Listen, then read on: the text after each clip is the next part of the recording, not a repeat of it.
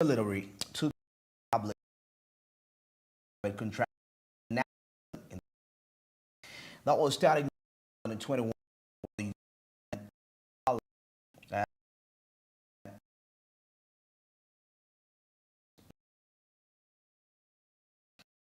Now the private investors feel affected.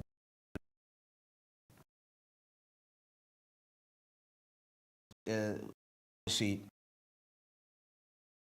government-funded construction projects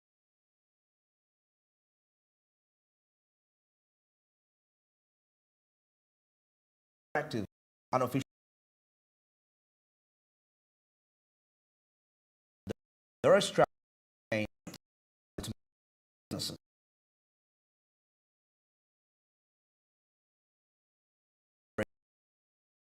to consolidate.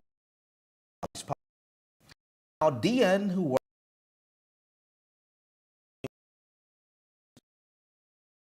something these delays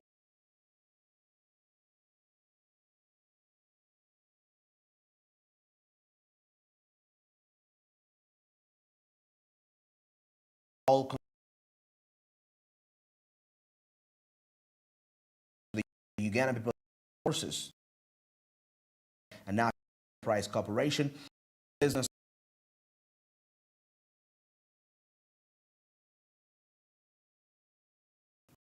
Now, his experience and isolated incident. Ghana's Prime Minister, that is Ruben Annan, and the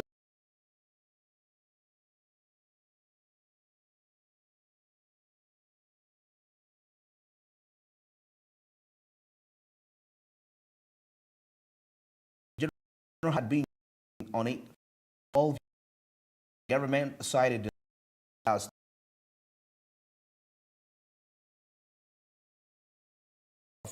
from the construction actually constructing the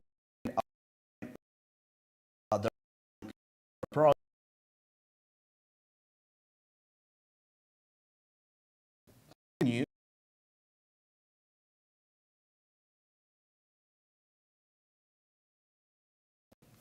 And the United America is like the special force here, man. But that the Americans have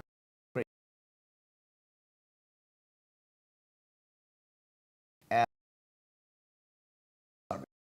gentlemen in way before where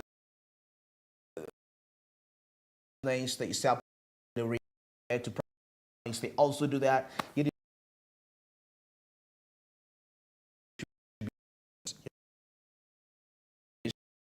The Secret Service just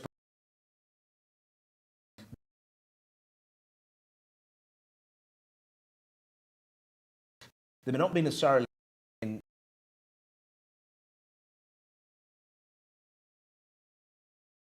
which any person in the United States of America can actually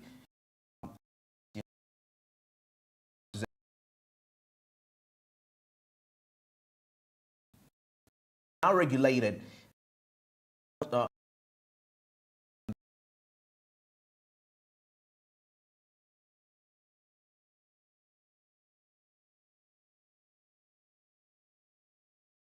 which is the economic of the actually very instrument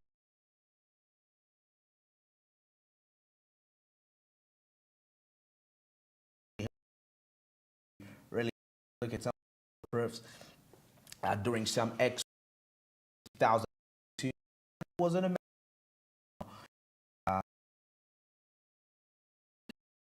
that is some sort of strife if you to look into that, but still there is another aspect of when contracts were given to people really made the expectations that they met with the government.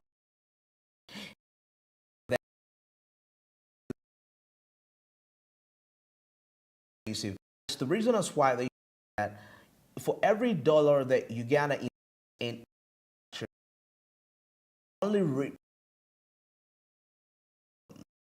50 cents, let me say that, or 20 cents. That's so. Let me hope if we see the military, because the number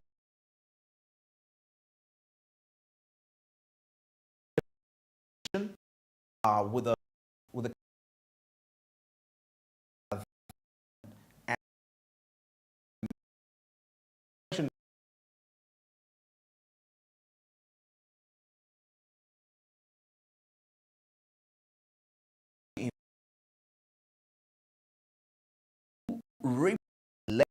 according to what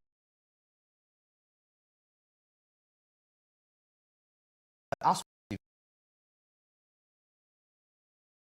to process that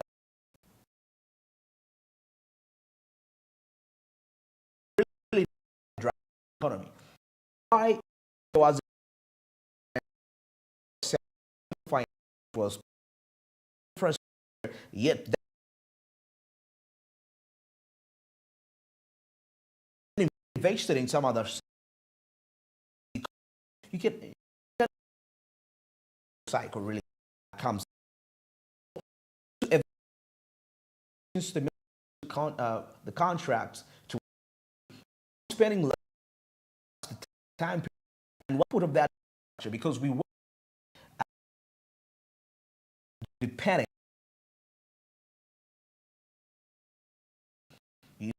on the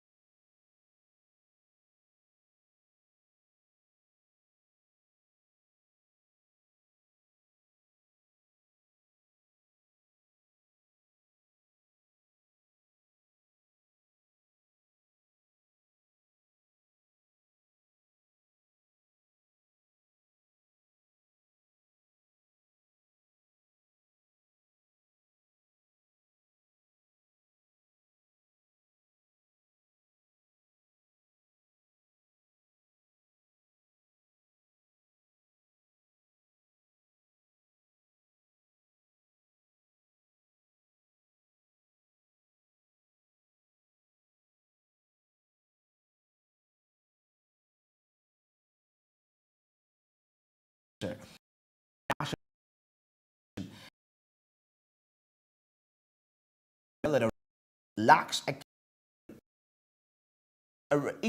gonna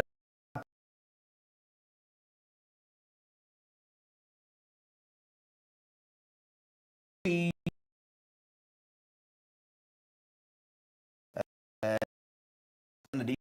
to internal audits, which are submitted, generally says, you know.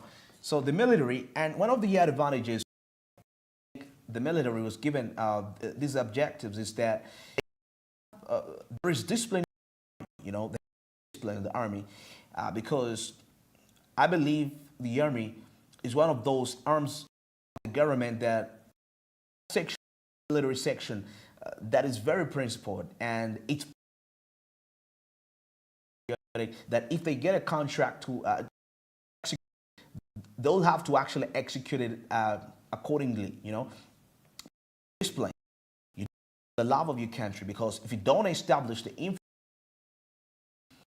how do you economic or the German said into that. Now, Felix Kulaija, the military spokesperson, says that he isn't sure whether audit public flying in construction has actually proven effective in and delivering work on, like I said, the Army's display.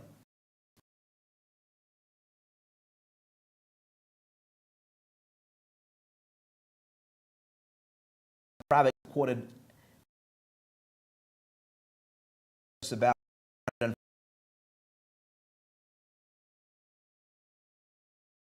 that it cost the military just 100,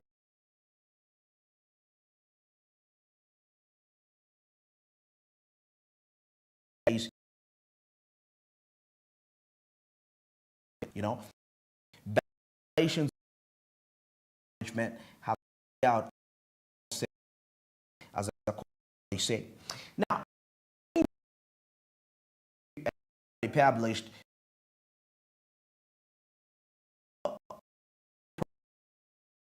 the School of Law as of 20.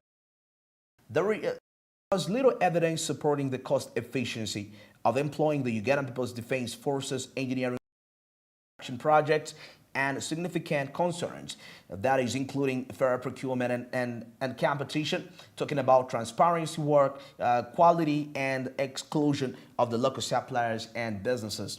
And of course, this remain regarding the new monopoly granted to the UPDF in the public and semi-public construction.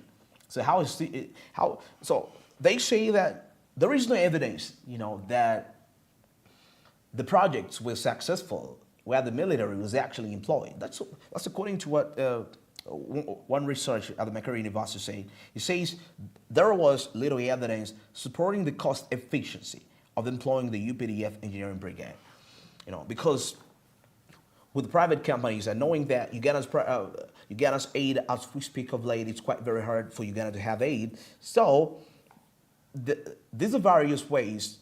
Maybe perhaps they can say we're trying to reduce the cost saving. I mean, on the expenditures, we're trying to reduce them. But then the thing is, there is no evidence that there is no expenditure. You know, according to the research, there is no evidence that when you employ the engineers brigade, it saves a lot of government money. You know, there is no evidence into that. Unless, like many say, it has a political attachment to it. Now, holding the military accountable is generally challenging. This is according to Mwada Nkunyinji, that is an opposition member of parliament. Government officials, he says, often avoid questioning military generals, fearing the repercussions. You know, who is there to say this, man? You know, there is a fear. You cannot summon a military general. Now, many private construction companies have actually responded negatively to the military construction directive, but others, surprisingly, have a rosier outlook. Now, Roger Segawa, an engineer and managing director of Nexus Construction, says that there is no problem. So we have some private contractors saying we're losing jobs, then some other private contractors say there is a light when we put the UPDF to run the contracts, you know. Now, he says there is no problem with the military taking on government projects. Most private contractors can actually afford them because they require multiple financial guarantees to ensure a project will be completed. Now, there are lots of opportunities in the private sector to keep the private contractors quite busy, he says. So it's more like he's trying to tell the private contractors to find some other alternatives, business, some other sectors where you can actually be in. Because it's more like the UPDF has primarily been established in the infrastructure, roads, and so other aspects, but related to infrastructure. Now, and at least some people who benefit from the military's construction work appreciate the change. That's according to the report. Now, Livan Ayebari is a student at Makere University and lives in a university hostel that government renovated way back in 2023. And she thinks the work had been done by a private contractor company. It would have taken longer than 3 months. It took the military to execute. Now, the government can't let private construction companies fail the people. You know, that's what the president is not willing to do. He's not going to let the private companies fail the people. This according to the spokesperson, that is Kulaije, the military spokesperson. Now, he said that we respect the private sector. These are words of Felix Kulaije. This is what he told the press. We respect the private sector. But if the private sector means stalling services to the people, then we have no choice but to circumvent them, you know, to put them out of the picture. You know, they're not going to let the private companies to make, you know, Uganda's infrastructure lag behind when it comes to growth and development. So let's give it about 5 years and we shall make an evaluation. But I think the most important thing is we look at the output of this infrastructure, you know, because what is the purpose of having infrastructure, but yet it is not driving economic growth? You know, this happened in Zambia. The new president that actually took power, that was that was in 2021, 2022, I guess, 21, because we had quite a lot of elections across various countries during the time. Now, when the new president came to power, he found a big challenge that the former president had borrowed a lot of money. But the good news is that the money was actually utilized well. You know, the money was used efficiently and was utilized well. So what happened was that when he came to power, there was a huge debt that he had to clear. So the question is, the infrastructure that was established, was built, wasn't driving economic growth. So the question is, what makes infrastructure fail to run economic growth? One of the key aspects is the expenditure. Perhaps we could say maybe the UPDF is able to accomplish these on time because it's given the necessary funding required on time.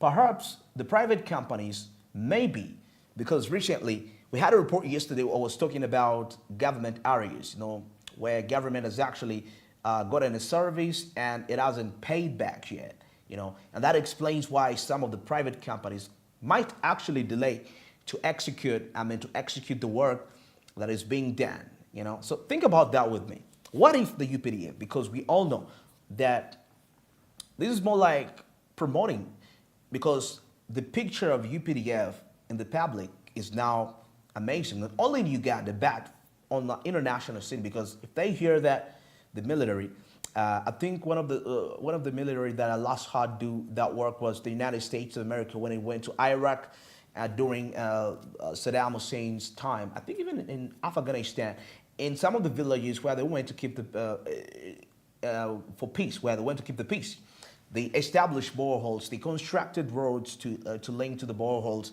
They did a lot of community service work, and that really complemented them positively. So is that the strategy the military in Uganda is also approving? It's given money that is needed, yet for the private contractors, they actually delay the payments, and it explains why the projects delay. I'm just thinking. Well, that is it for now. Exactly 14 minutes to the top of the hour. That is of 10 a.m. Thanks for being part of Smart Means Business Days edition, where we'll kick started off all the way from 7 a.m. And now we're calling it a day. Till tomorrow, have yourselves a very wonderful time.